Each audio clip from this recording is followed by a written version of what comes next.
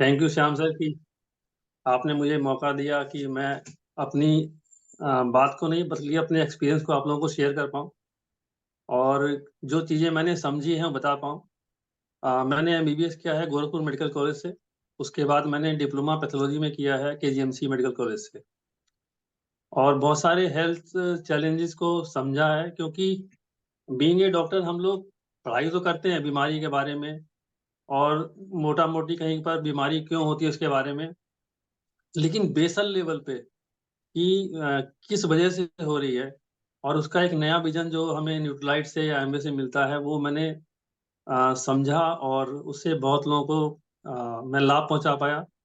Corona time में भी अगर मेरे पास मुझे लगता है कि अगर न्यूट्रलाइट का प्रोटीन और मल्टीविटामिन इकाइनेसिया तुलसी वगैरह नहीं रहा होता तो शायद मैं बहुत लोगों की जान नहीं बचा पाया होता।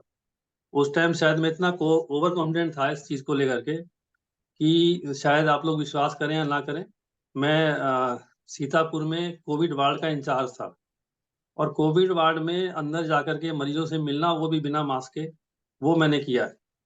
और उस पे लोग मेरे साथी लोग भी कहते थे और लोगों में ये रूमर था कि इन्होंने कोई वैक्सीन लगवाई हुई है, जबकि उस टाइम कोई वैक्सीन नहीं आई थी।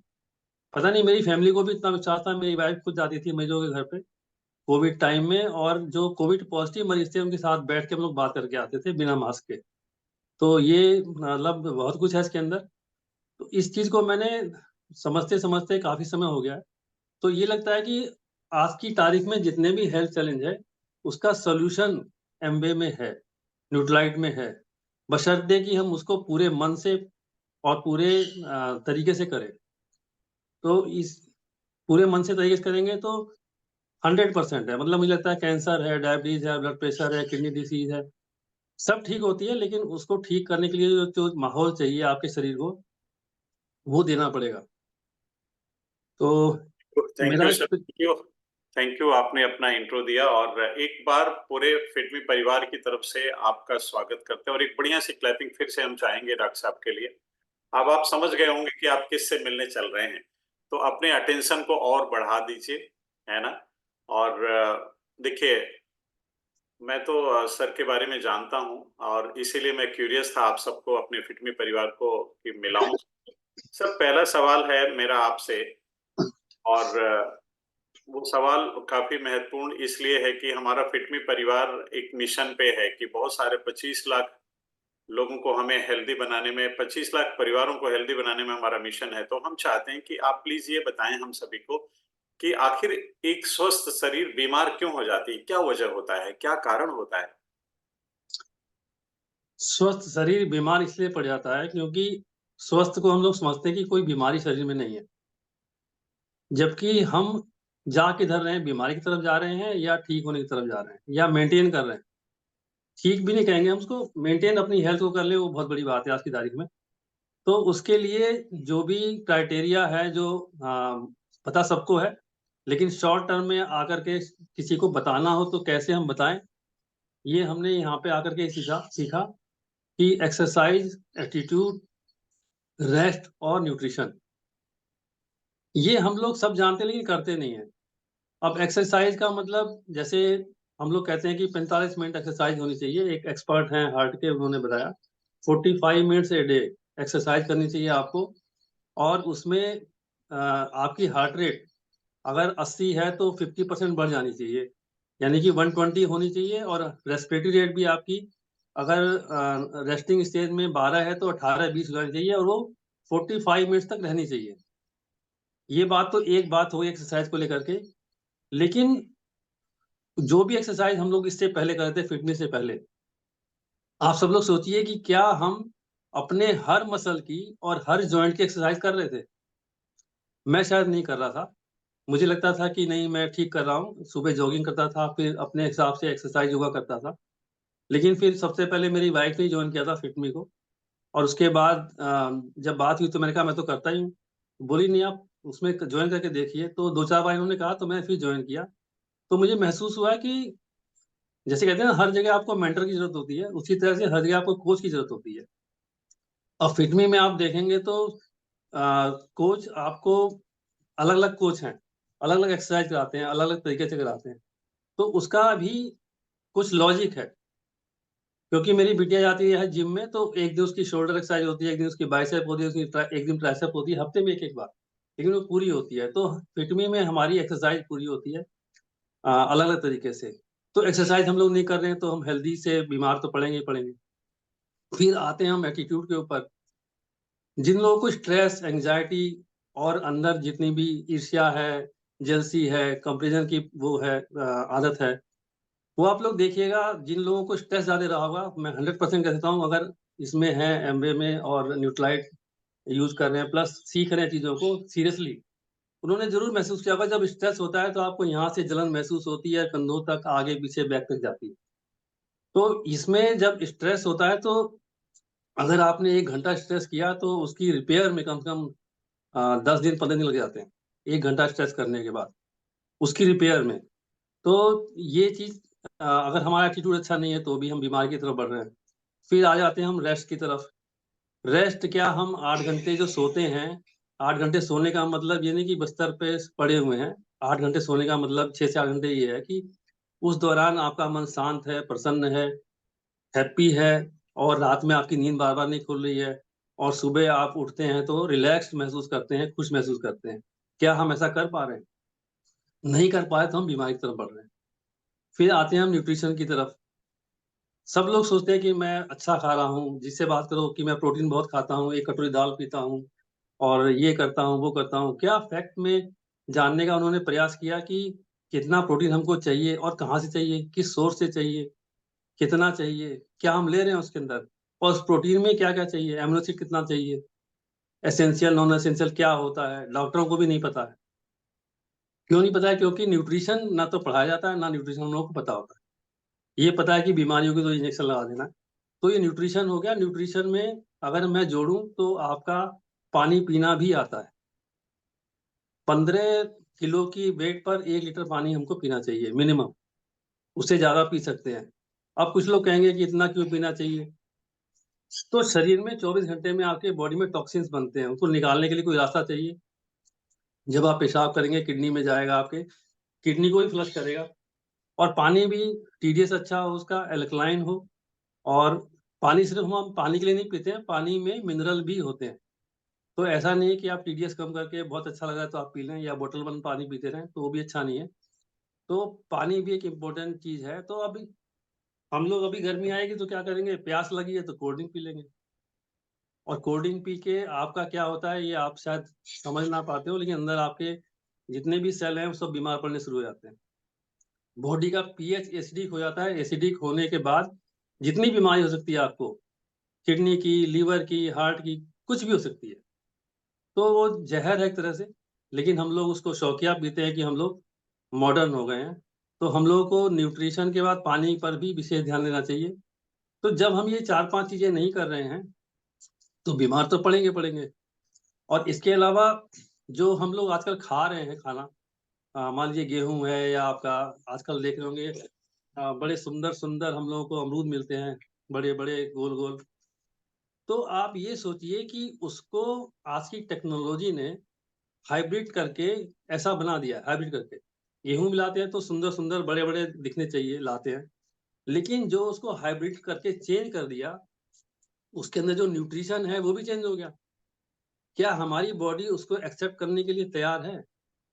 इसलिए देखा होगा कि बहुत सारे लोगों को अभी यहाँ पर राजस्थान में है, उनको क्रोन डिसीज बोलते हैं। क्रोन डिसीज में होता है कि आपकी आंतों में सूजन आ जाती है, और वो उसमें गेहूं की रोटी बंद कर दी जाती है।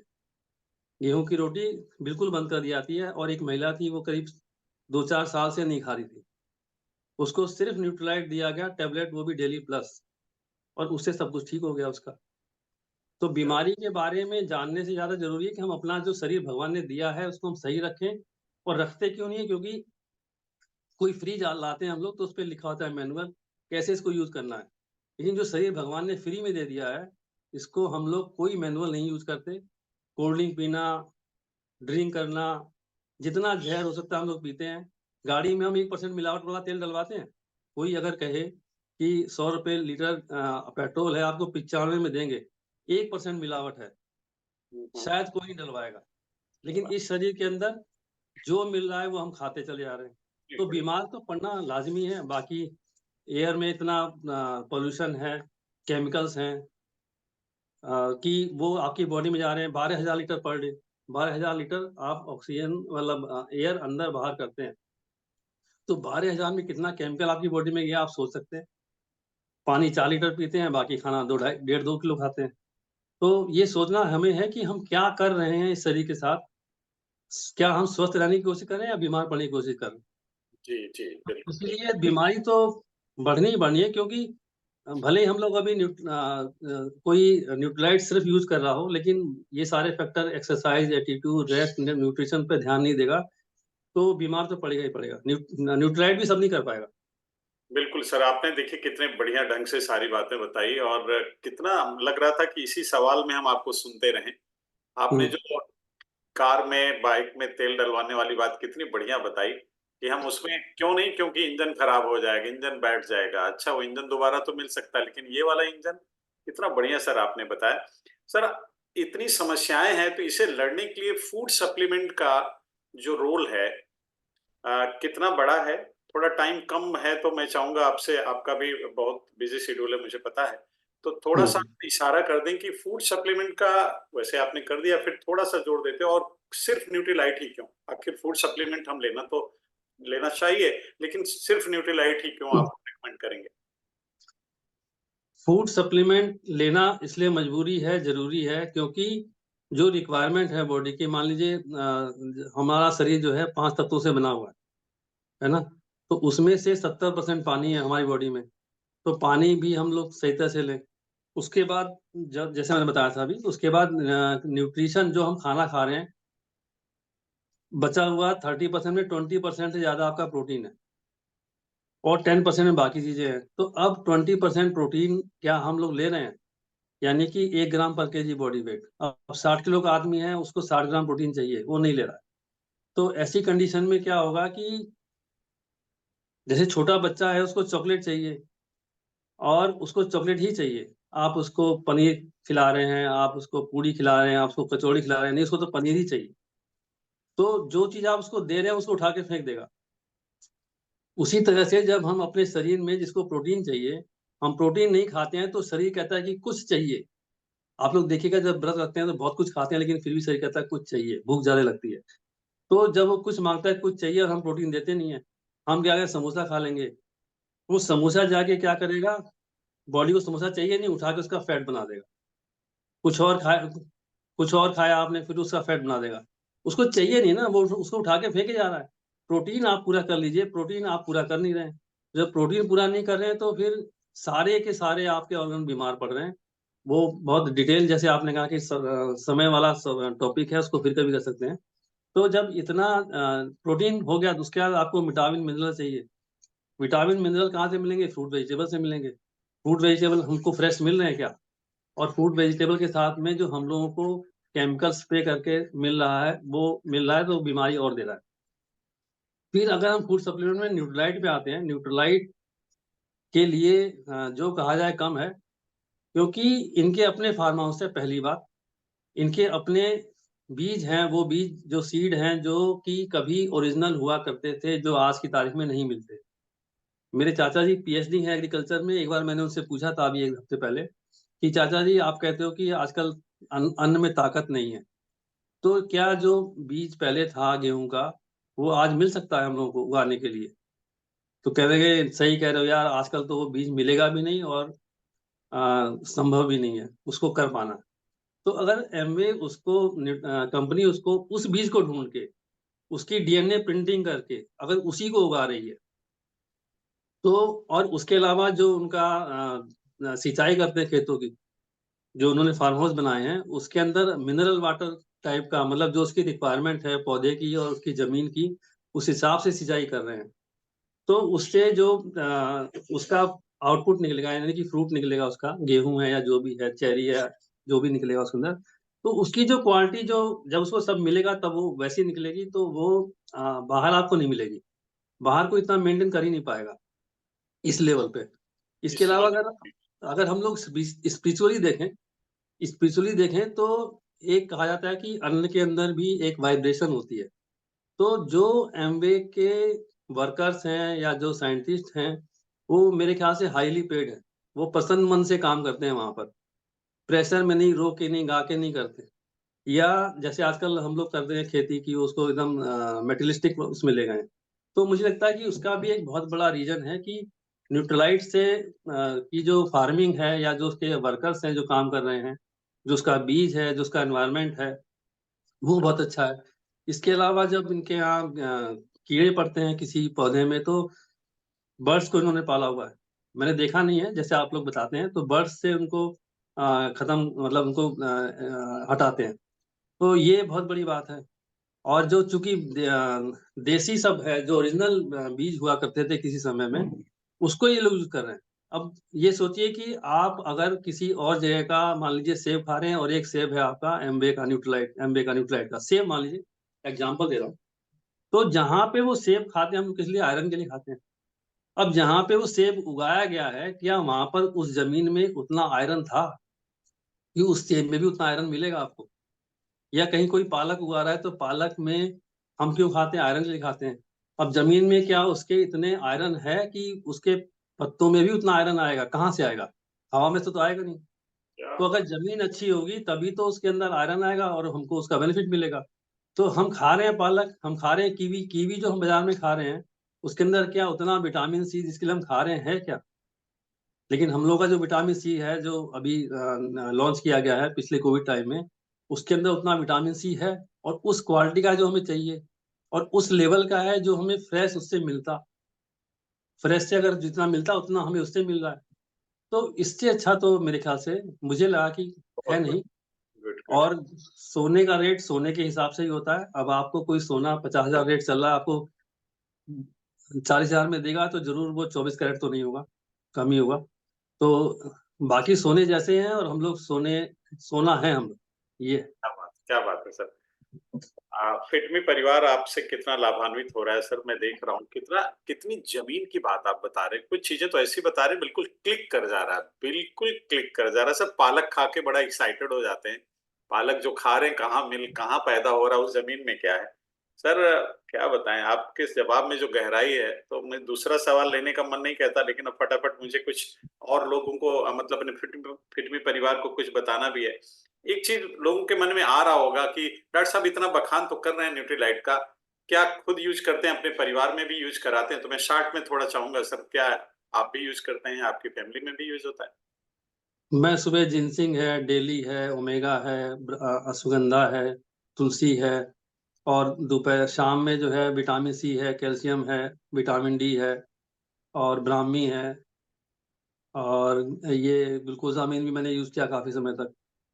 और मतलब मुझे लगता है कि जितनी मुझे जरूरत है उतना मैं ले ही लेता हूँ, ग्लूकोजमीन जितना आप मुझे इसलिए लगता यूज करते हैं, क्या घुटने में प्रॉब्लम है आपको? है। ग्लूकोजामिन कभी मैंने, थोड़ी सी प्रॉब्लम थी एक घुटने में हल्की सी, तो मैंने यूज किया था। लेकिन फिर बताऊंगा, आप लोग फिर एक बात सुन लीजिए कि एक्सरसाइज, एटीट्यूड, रेस्ट, न्यूट्रिशन जो मैंने बताया था आपको, तो एक्सरसाइज पे बहुत जोर इसलिए दे रहा हूँ बार बार, क्योंकि मुझे घुटने में प्रॉब्लम थी, प्लस मुझे हल्की फुल्की माइग्रेन की प्रॉब्लम भी थी, जिसको मैं न्यूट्रीलाइट से कंट्रोल कर ले जा रहा था, कंट्रोल कहूंगा मैं उसको। लेकिन जब से मैंने फिटमी में ज्वाइन करके, जो अलग अलग एक्सरसाइज बताया मैंने, अभी जो करा रहे हैं हम इसमें अलग अलग कोच जो कि एक्सपर्ट है उसके अंदर, तो उसके बाद जैसे लगता है कि वो घुटने के दर्द में जितना आराम ग्लूकोजामिन से सिर्फ मिल रहा था, वो कई गुना ज्यादा बढ़ गया। क्या और बात। माइग्रेन का प्रॉब्लम शायद मुझे लगता है गायब ही हो गया। जबकि मैं जिंसिंग और अश्वगंधा सब ले रहा था। तो एक्सरसाइज का बहुत ज्यादा रोल है। अगर आप वैसे भी देखें तो EARM जो अगर हम लिखें और नीचे 100 कर दें उसको, तो 25% आपकी एक्सरसाइज हो गई, 25% आपका एटीट्यूड हो गया, 25% रेस्ट हो गया, 25% न्यूट्रिशन हो गया। अगर मोटा मोटी जोड़ना चाहें तो, अगर एक भी चीज नहीं है तो उतना घट गया आपका, 75% हो गया एक चीज हट गई तो। क्या बात। दो हट गई तो 50% रह गया। सिर्फ न्यूट्रीलाइट खाएंगे, सिर्फ न्यूट्रीलाइट खाएंगे। कोई आदमी डिप्रेशन वाला है, अगर उसको नहीं अगर वो और चीज नहीं सही करेगा तो इफेक्ट नहीं आएगा। हमने देखा भी होगा कि कई बार हम लोगों ने लोगों को न्यूट्रीलाइट दिया, लेकिन न्यूट्रीलाइट से लोग कहते हैं भैया उतना आराम नहीं मिला जितना आप कह रहे थे। तो अगर वो एक्सरसाइज, एटीट्यूड, रेस्ट पे काम नहीं करेगा तो सिर्फ न्यूट्रीलाइट क्या कर लेगा?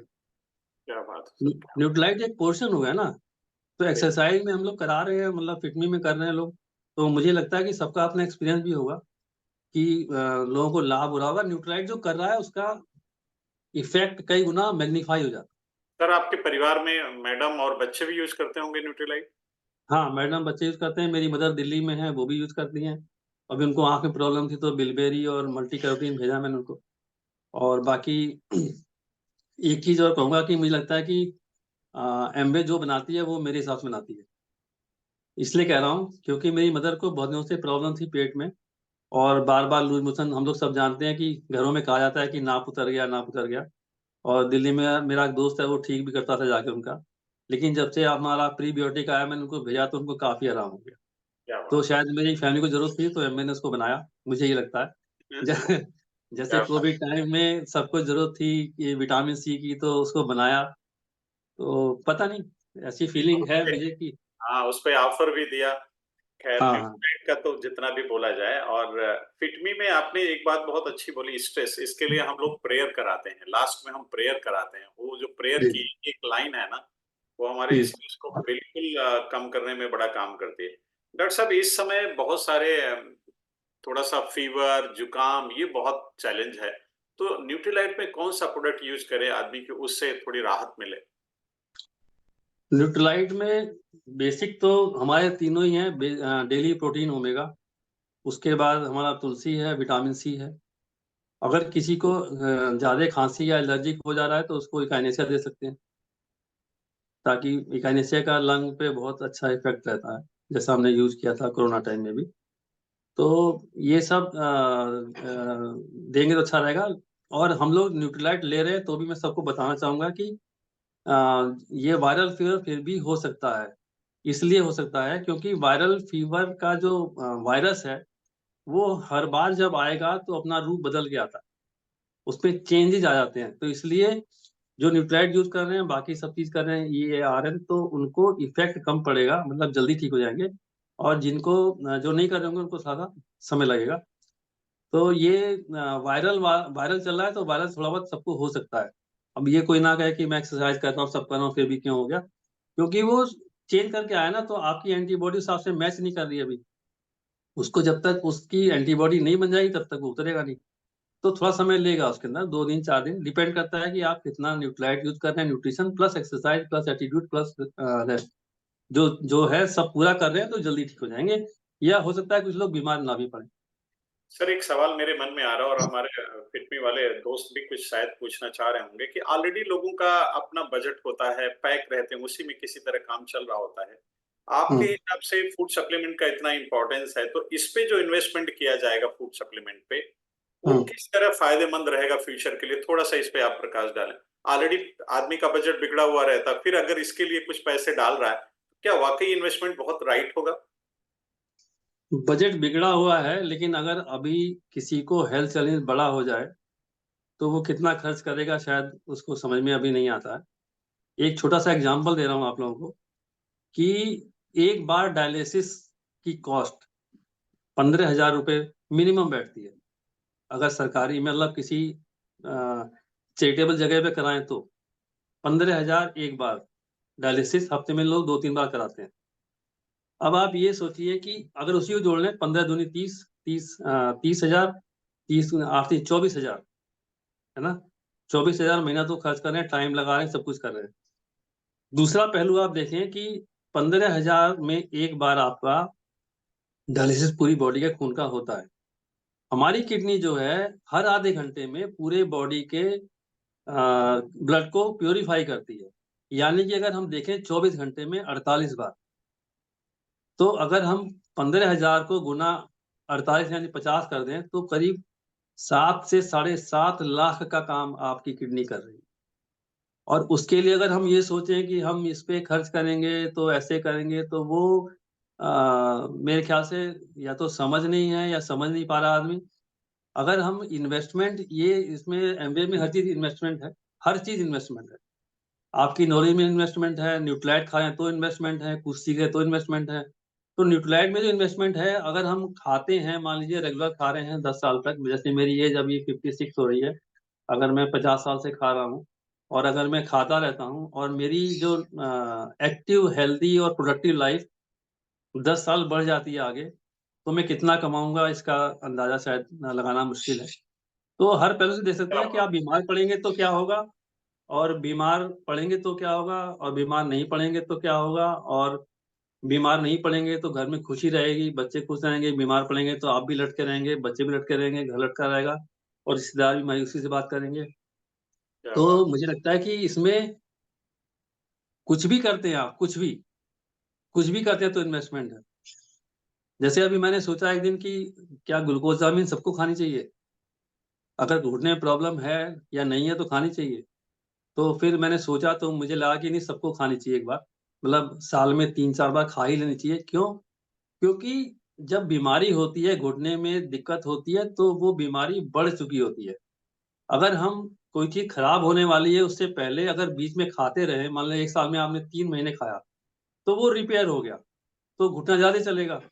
अब वो घुटना घिस गया, प्रॉब्लम शुरू हो गई तब हम खा रहे हैं, तो फिर कैसे होगा? तो फिर नहीं होगा। जैसे आप लोग अगर सब लोग जानते होंगे कि एक कहावत है, बहुत लोग कहते हैं कि जो पहलवान होते हैं ना, जो पहलवान और ये जो आर्मी में लोग हैं, इनकी जो बहुत एक्टिव और बहुत वैसी लाइफ रहती है। मतलब जब तक नौकरी में है या जब तक पहलवानी करे तब तक सही है। उसके बाद क्या होता है, बीमारियाँ पकड़ लेती हैं। तो बीमारियाँ क्यों पकड़ लेती हैं?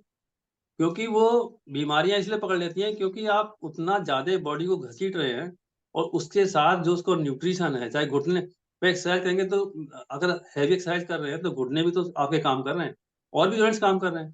तो अगर उन जॉइंट्स का ध्यान नहीं रखेंगे, बाद में अगर खराब हुआ तो फिर बहुत मुश्किल है रिवर्ट करना उसको। बिल्कुल, तो सबको खाना चाहिए बीच में मतलब मुझे लगता है कि कोई प्रोडक्ट ऐसा नहीं है जो सोचे कि मुझे नहीं खाना चाहिए और वो अपनी समझ है कि कितना खाना चाहिए। बिल्कुल। समय सर अब हमारा बहुत तेज़ी से पता ही नहीं चल रहा है, आधे घंटे बीत गया और आपको सुनने में लग रहा है कि अभी 3 मिनट भी नहीं हुआ। सर इस समय कुछ बीमारियाँ बहुत खतरनाक हैं, तो मैं आज आपसे चाहूँगा कि जैसे कैंसर है, लीवर की प्रॉब्लम है, हार्ट की प्रॉब्लम है। मैं इन तीनों पर थोड़ा-थोड़ा सा 2-2 3-3 मिनट में चाहूँगा थोड़ा-सा प्रकाश डाल दें ताकि हमारा फिट मी परिवार हेल्दी रहे और बहुत लोगों को हेल्दी बनाने में मदद करे। पहला कैंसर, क्या कुछ एक्सपीरियंस है आपका इसमें न्यूट्रीलाइट का क्या है? और कुछ थोड़ा समय 3-3 मिनट में चाहूँगा इन तीनों पर अगर आप दे दें। कैंसर, लीवर और हार्ट ये तीनों पर जो बहुत भयंकर बीमारी और जब हो जाती है तो आदमी फिर हाथ खड़े करने के अलावा कुछ होता नहीं। ठीक है। न्यूट्रीलाइट से हम किस तरह बच सकते हैं? और पहले मैं चाहूँगा कोई एक्सपीरियंस आपका है तो वो भी शेयर करें प्लीज़। हाँ, मेरे सीतापुर हॉस्पिटल में एक काउंसलर हैं, उनको ब्रेस्ट कैंसर हुआ था और उसके बाद लखनऊ दिखाया उनको। उन्होंने उनका जो है एक ब्रेस्ट रिमूव किया गया। उसके बाद उनका 1 साल तक कीमो चला और कीमो चलने के बाद 1 साल बाद उनको फिर प्रॉब्लम कुछ हुई, उल्टी-उल्टी आने लगी। फिर लखनऊ आकर के सीटी स्कैन कराया गया तो वो जो ब्रेस्ट का ट्यूमर था, वो उनके ब्रेन में चला गया था। तो उसमें मेडिकली देखा जाए तो बचने की उम्मीद नहीं रहती है। उसके बाद उसका भी ऑपरेट हुआ उसका ब्रेन का, बहुत टिपिकल जगह पे था यहाँ सेरेबेलम में यहाँ जो लोग जानते होंगे। वहाँ पे ऑपरेट कराने का मतलब ये है कि आपका हाथ चला जाए, पैर चला जाए, कोई गारंटी नहीं है कि क्या होगा। तो उसके बाद से जब वो सब हो गया तो फिर मैंने टोटली न्यूट्रालाइट पे उसको रखा, करीब 10-15 हज़ार 20 हज़ार महीने का खाती हैं वो और पिछले 5 साल से बिल्कुल ठीक हैं। अभी उनका पेट स्कैन हुआ है। सब लोग जानते होंगे कि कैंसर के पेशेंट का पेट स्कैन किया जाता है। तो पेट स्कैन में देखते हैं कि कहीं पर कोई और जगह तो नहीं बचा हुआ, कहीं चला गया हो उसका सेल कैंसर का। तो उनके जो रिपोर्ट आई है वो बिल्कुल नॉर्मल है। तो न्यूट्रालाइट में सब कुछ है और एक लाइन में मैं बोलता हूँ कि हमारे शरीर में भगवान ने सबके शरीर में पावर दी है कि हम अपनी हर बीमारी को ठीक कर सकते हैं। लेकिन उसके लिए जो माहौल चाहिए, जो उसके लिए जो भी उसके लिए बिल्डिंग मटेरियल चाहिए, यानी कि जैसे समझिए कि आपके शरीर में मिस्त्री बैठा हुआ है और उसको लेकिन सामान देना पड़ेगा, ईंट है, मसाला है, सब देना पड़ेगा। नहीं देंगे तो नहीं बना पाएगा वो। तो भगवान ने सबको पावर दी है सब कुछ ठीक करने की, लेकिन क्या हम उसको वो सब बिल्डिंग मटेरियल दे रहे हैं जो देना चाहिए? नहीं दे रहे हैं। तो उस कंडीशन में मतलब ये मेरा एक बहुत बड़ा एक्सपीरियंस था जो कि ऐसा नहीं इसमें कोई रिटेन डॉक्यूमेंट है कि उसके हिसाब से मैंने उसका ट्रीटमेंट किया। लेकिन हाँ, मेरे बिलीफ पे उसने लिया और मेरे बिलीफ पर अभी तक ले रही हैं और बिल्कुल ठीक हैं। और उनका केस शायद अभी ग्लोबल लेवल पे डिस्कस भी हुआ है कि ये तो चमत्कार हो गया, ये ठीक ठाक है 5 साल बाद। और जो उसकी रिपोर्ट थी पहले की, अलग अलग कैंसर में अलग अलग रिपोर्ट रहती हैं, तो उसको उन्होंने डॉक्टर को जो यहाँ पे है लखनऊ में, उनसे कहा कि इसके टच में रहिए और उसको फॉलोअप करते रहिए। तो ये तो कैंसर का हुआ। दूसरा हार्ट का है, तो हार्ट में भी मैंने बता दिया आप लोगों को कि सब चीज रिवर्सिबल है। कुछ न कुछ लेवल पे भगवान आपको अगर दे रहे हैं, या भगवान ने आपको बताया कि न्यूट्रलाइट खाइए, तो खाने से आपको बहुत इफेक्ट पड़ेगा। अब जो भी बता रहे हैं हम लोग, एक्सरसाइज है, एटीट्यूड है, रेस्ट है, न्यूट्रिशन है, सब पे फोकस करना पड़ेगा, एक से नहीं होगा। खाली हम न्यूट्रलाइट कहें तो उसके अंदर सब न्यूट्रीलाइट चीज में करनी कौन से पड़ेगी। प्रोडक्ट फोकस करें सर? हार्ट के लिए कौन से प्रोडक्ट फोकस करें? डेली प्रोटीन ओमेगा, और उसके बाद आपका सीएच बैलेंस ले सकते हैं, और आपका गार्लिक ले सकते हैं। Good. लेकिन फिर भी अगर एटीट्यूड अच्छा नहीं होगा, मतलब ये सब मसाला है पूरा। अगर मसाले में एक चीज कम रह गई तो फिर वो इफेक्ट नहीं आएगा जो हम कह देंगे लोगों को। जैसे पॉजिटिव मेंटल एटीट्यूड के लिए अगर कोई आदमी नहीं एमए ज्वाइन किया है, कोई आदमी नहीं आपका समझना चाह रहा है, तो कम से कम वो ऐसी बुक्स तो पढ़ ले जिसमें अच्छी स्टोरीज होती हैं। जैसे chicken soup for the soul है, हिंदी में भी आती है। अगर सोने से पहले 2-3 स्टोरी पढ़ के सो जाए तो मुझे लगता है कि उसको नींद अच्छी आएगी और सुबह थोड़ा सा माइंड चेंज होगा। तो ये हम कर सकते हैं एटीट्यूड के लिए। बाकी तो सिर्फ मैं फिर कह रहा हूँ, सिर्फ न्यूट्रलाइट से नहीं होगा। न्यूट्रलाइट से असर दिखेगा उसको, लेकिन उसको मैग्नीफाई करना है तो उसको एक्सरसाइज सब करनी पड़ेगी। बुक का बड़ा कमाल होता है सर, आपने एक बार मुझे बताया था, तो मैं चाहूंगा फिर से आप बता दें, सब सुन लें। बुक का बड़ा कमाल होता है, तो बुक की बात आई तो मैं चाहूंगा एक 30 सेकंड उस पर आप दे दें। क्या आपने एक बार किसी को रिकमेंड किया था प्रेम हाँ की हाँ हाँ। भाषाएं? मैं कहीं गया था डॉक्टर्स की, मतलब एक एनजीओ है, उनकी मीटिंग चल रही थी, उसमें मुझे बुलाया गया था एज ए गेस्ट। तो वहाँ मीटिंग के बाद में बैठ के चाय पिया था, तो 5-6 डॉक्टर बैठे हुए थे वहाँ पे। तो ऐसी बातचीत चल रही थी। क्योंकि गैप बहुत रहता है कि मैं एक अच्छी पोस्ट पे हूँ, वो अभी एनजीओ में काम कर रहे हैं। तो उनका पूछा था कि क्या करते हो, वाइफ क्या करती हैं, घर में कौन कौन है। तो एक थे, तो उनकी शादी होने वाली थी, तो मैंने उनको कहा कि भी 2 किताबें बता रहा हूँ, प्रेम की 5 भाषाएं और मैन आर फ्रॉम मार्स और वुमेन फ्रॉम वीनस, ये आप मंगा के पढ़ लीजिए। और अपनी वाइफ को, होने वाली वाइफ को गिफ्ट कर दिए, वो भी पढ़ लेगी तो अच्छा रहेगा। लेकिन अब ऐसी सलाह किसी को दो तो लोगों को लगता है कि अरे पता नहीं क्या किताब बता रहे हैं। उसमें से एक डॉक्टर साहब थे, तो उन्होंने मंगाया शायद, उन्होंने फोटो भेजा था मुझे, मैं भूल गया उसके बाद। 4-6 महीने बाद उनसे एक बार मन किया कि बात कर लें, क्योंकि बेसिकली हम लोग बात तो करते ही हैं, मतलब एमबीए के लिए और उसके लिए, तो मैंने इसलिए फोन किया था उनको। तो कह लेंगे अरे सर मैं तो आपसे मिलना चाह रहा था। तो मैंने कहा हाँ बताओ क्या हुआ, आओ मिलो। अरे सर आपने जो बुक बताई थी मैंने मंगाया, मैंने उसको पढ़ा, और पढ़ने के बाद उसकी वाइफ से उसका कॉन्फ्लिक्ट चल रहा था 5 साल से। और उन्होंने नोटिस दिया था उसकी वाइफ ने तलाक के लिए। तो इन्होंने किताब को पढ़ा, और पढ़ने के बाद फिर अपने ससुराल गए, और लोगों के दुर्व्यवहार के बाद भी किसी तरह से अपनी वाइफ को मना के ले आए अपने घर पर। और वो यहाँ पे करीब 3 महीने रहीं। और ये दिन में जॉब करते थे, शाम को आके किताब पढ़ते थे। तो उन्होंने पूछा कि ये क्या पढ़ते हो, तो उन्होंने कहा कि आप भी पढ़ के देखो इसको। तो जब वो दिन में तो मैडम पढ़ती थी, और रात में जो है ये पढ़ते थे आगे। तो उनका कहना ये था कि वो किताबें पढ़ने के बाद हमारा 80 से 90% जो है कॉन्फ्लिक्ट खत्म हो गया। नोटिस था वो वापस हो गया, मतलब नोटिस की बात खत्म हो गई। और अभी उनको एक बच्चा भी हुआ है, अभी हो गया होगा 3-4 महीने का। तो जब जब मुझे बताया तो मतलब बियॉन्ड, मतलब न्यूट्रलाइट की तो बात ही नहीं थी, एक अच्छी सी आपको फीलिंग आती है कि आपकी वजह से किसी की लाइफ में इतना चेंज आया। और एक लाइन में एक बात और कहूंगा कि जितने भी लोग सीरियसली एमवे में, न्यूट्रलाइट में और इस सिस्टम में जुड़े हुए हैं, अपने आप को एक देवदूत मान के चलें। क्योंकि हम कहीं भी जाते हैं तो कम से कम उसकी अच्छी हेल्थ की बात करते हैं, कम से कम उससे अच्छे रिलेशन की बात करते हैं, कम से कम उससे उसकी अच्छी पॉकेट हेल्थ की बात करते हैं। वो तो ठीक है, हर आदमी कुछ ना कुछ बिजनेस, कुछ ना कुछ काम कर रहा है, लेकिन हम, हमारा ध्येय तो ये होता है ना कि यार ये आदमी मेरी टीम में आ जाए और ये प्लेटिनम चला जाए। हम नहीं सोचते कि हम प्लेटिनम चले जाए, हम सोचते हैं यार ये प्लेटिनम चला जाए तो एक लाइन मेरी ठीक हो जाएगी। तो हम इस भाव से जाते हैं, तो ये तो एक ईश्वरीय काम मैं कहूँगा आप लोगों को कि ईश्वरीय काम है, जो हम लोग कर रहे हैं। ये आम आदमी के बस की बात नहीं है, ये आम आदमी कर भी नहीं पाएगा कि सब लोग मना कर रहे हैं, फिर भी हम लोग जा रहे हैं। लोग कह रहे हैं कि अरे ये है, वो है, नेगेटिव कमेंट्स पास कर रहे हैं, फिर भी हम लोग जा रहे हैं। तो ये एक बहुत बड़ी बात है। अब जैसे मैंने ही कैंसर वाले मरीज़ को उसको ट्रीट कर पाया मैं, तो वो मेरे लिए अगर न्यूट्रालाइट नहीं होता तो शायद मैं नहीं कर पाता। और कोविड टाइम में मैंने लोगों की हेल्प कर पाया, अगर ये न्यूट्रालाइट नहीं होता तो मैं नहीं कर पाता। तो ये ईश्वरीय शक्तियाँ मिलती हैं आपको, अगर आप सीरियसली अच्छे मन से करते हैं तो। फिर आगे थी बात लीवर की, सर ने पूछा था, तो लीवर की हेल्थ के लिए भी अगर कुछ लोग सोचते हैं कि मैं ड्रिंक नहीं करता हूँ, मैं ये नहीं करता हूँ, तो मेरा लीवर ठीक रहेगा। तो बता दूँगा आपको, अधिकतर लोगों का लीवर जो है फैटी लीवर हो चुका है ग्रेड 1 का।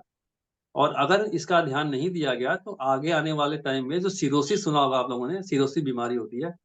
वो फैट का जब प्रेशर पड़ेगा सेल के ऊपर और सेल डैमेज हो जाएगा तो वहाँ पर फाइब्रोसिस हो जाएगी। फाइब्रोसिस हो जाएगी तो लीवर आपका डैमेज होगा। तो इसलिए लीवर हेल्थ पे भी ध्यान देना उतना ही इम्पोर्टेंट है सीरियसली, जितना कि और जगह पे। क्योंकि ये साइलेंट बीमारियाँ होती हैं, आपको मालूम नहीं पड़ता कब आपके शरीर में घुस गई और कब आपको डैमेज कर देगी। तो लीवर का भी आपको उतना ही ध्यान देना है जितना कि और चीज़ों का देना है। और लीवर एक कहा भी जाता है कि पूरी बॉडी का एक समझिए कि लैब है आपकी। जो जितना आपने खाया, जो भी खाया उसको टॉक्सिन्स को निकालना, खाने को हज़म करना, बहुत सारे काम करते हैं। तो लीवर का स्पेशल ध्यान देना बहुत ही ज़रूरी है। इसके लिए सर न्यूट्रीलाइट के कौन से प्रोडक्ट आपके हिसाब से इस्तेमाल करने चाहिए हमारे पेट में परिवार को? देखिए, जो बेसिक प्रोडक्ट हैं डेली प्रोटीन ओमेगा, वो तो सारे शरीर के लिए हैं, चाहे आपका ब्रेन हो, आँख हो, किडनी हो, हार्ट हो, कुछ भी हो।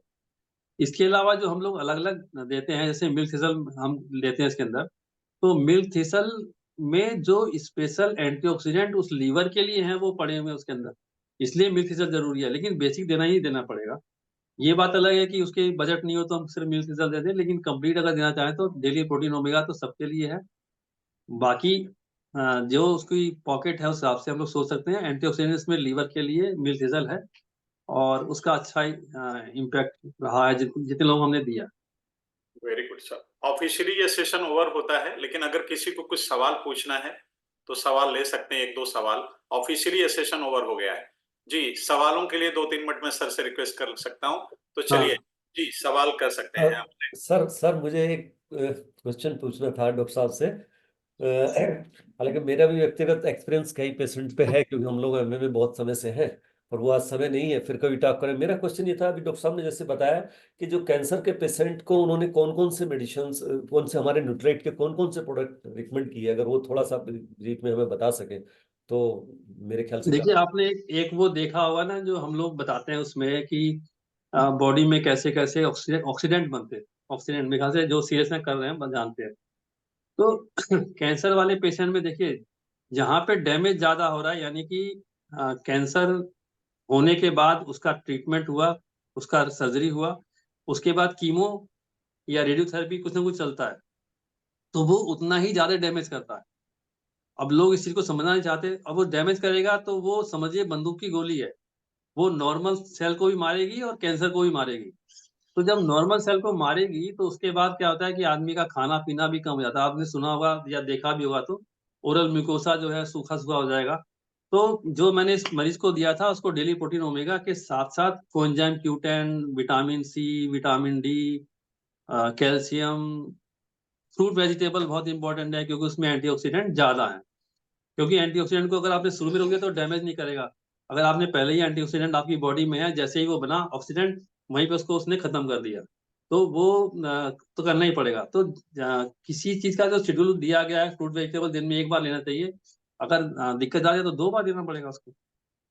तो रिपेयर प्लस एंड मतलब बेसिक तो सब वही है, रिपेयर डेली प्रोटीन ओमेगा से और प्लस एंटीऑक्सीडेंट जो बेस्ट क्वालिटी का वहीं पे उसको रोक दे। मतलब बेसिक इतना ही है।